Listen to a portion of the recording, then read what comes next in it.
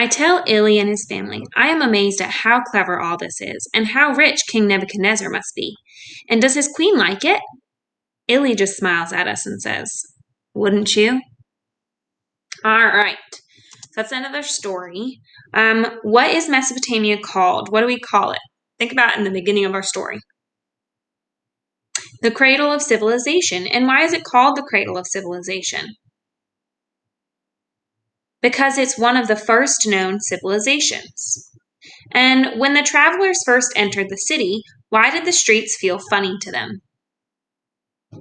The streets were made out of stone and they had been walking for weeks through the sandy desert. Okay. So if you've ever been jumping on a trampoline for a really, really long time and then you get onto the normal ground, sometimes it feels weird because you're used to the bounce of the trampoline. And then when you get on the normal ground, it doesn't bounce and it just feels strange. Okay. All right. So why did Ili call the Hanging Gardens the most amazing sight in all of Babylon? Because think about all the elaborate engineering that went into building that, right? It was built on platforms, the plants were native to the desert area, and they had to come up with a way to water those plants, right? So, what was the name of the king who ruled Babylon at the time of today's read aloud? Nebuchadnezzar. And according to Ili, why did King Nebuchadnezzar have the Hanging Gardens built?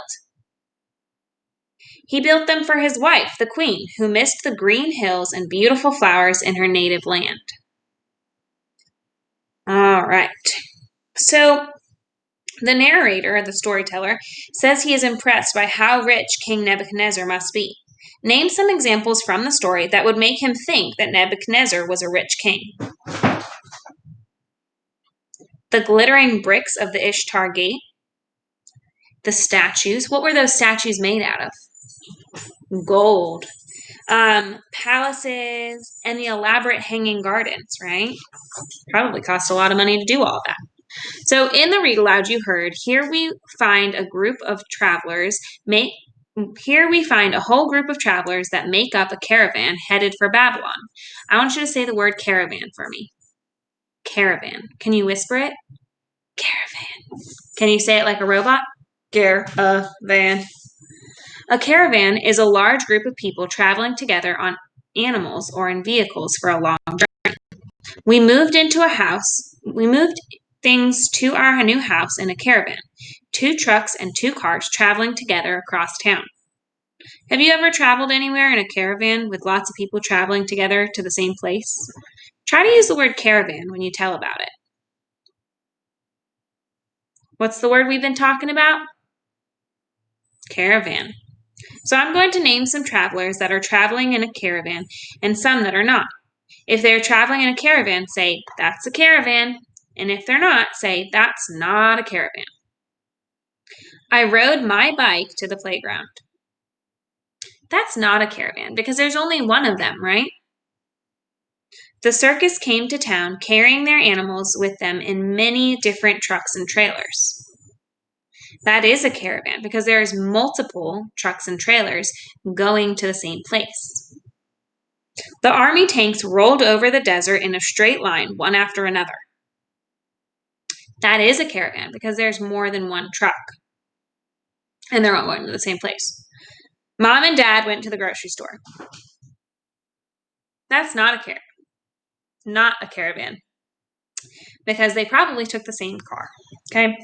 The members of our soccer team, family members, and all our equipment were spread out across many cars on the way to the tournament in another state. That is a caravan because they all took different cars, okay? Because they didn't all fit in the one. All right, so this is a picture of King Nebuchadnezzar, the king of Babylon, whom Ili talked about in today's read aloud. What do you think would have happened if King Hammurabi had not developed the Code of Hammurabi, or if King Nebuchadnezzar had never built the Hanging Gardens?